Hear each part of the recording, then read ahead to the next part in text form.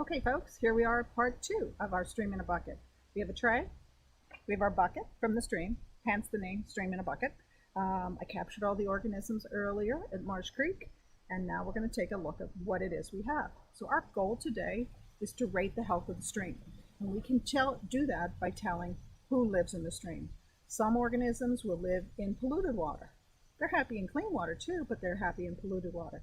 Other organisms will have no part of polluted water. So we know if we find those organisms that only live in clean water, that our water is going to be clean. So let's take a look at it. First thing you're going to do, take a little bit of water, not too much. These are aquatic macroinvertebrates. They're going to want to be wet, but you don't want to give them too much water that they can swim too much, because our goal is to actually capture them and sort them. So I'm going to put a little bit of water on the tray so that they don't dry off. Allowing them to swim around also gives you the opportunity to find them. First thing I'm going to do, I'm going to reach into my bucket and I'm going to pull out these leaves. Don't just throw these leaves off to the side. What I like to do, look at each one, see if there's anyone living on it. Oop, there's somebody right there. I'm going to take them and I'm going to put them in this water or sort them into my tray, which will either be an ice cube tray, a muffin tray, or just a container that you'll use. You're going to notice that these leaves are brown. Most organisms that you're going to find are going to be brown. So they're going to be well camouflaged and easily overlooked, but try not to. You will find green organisms and some white organisms.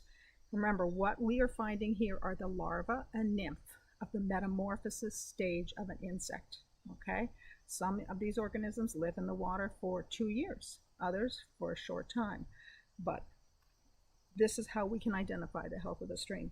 So you're going to sort through your leaves. I like to pile them up after I've done looking at each one. I pile them up, and then I start looking in my water for who's left in there. You'll see them swimming around, and you want to be as gentle as you can always.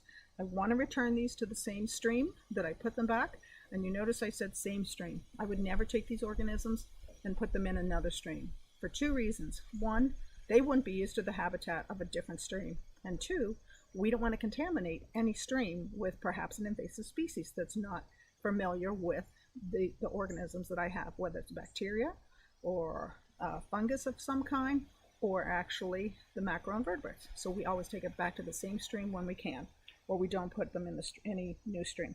You're going to reach in, you're going to use a spoon, a paintbrush. My favorite tool is my finger. You're going to sort them, okay? Now, there's a fish in there. I try not to get fish because I like to leave those in the stream, but oftentimes when I'm catching, I don't know what I'm going to capture. Hopefully he'll make it and I can put him back in. One thing I would suggest at the very end, after everybody's had their leaves and looked through, and you still have some time, don't forget about the water and the debris that's at the bottom of this bucket. That to me is kind of like the bottom of a bowl of cereal, where the really good stuff is. So don't forget, take another scoop. Maybe pour the bucket through your strainer.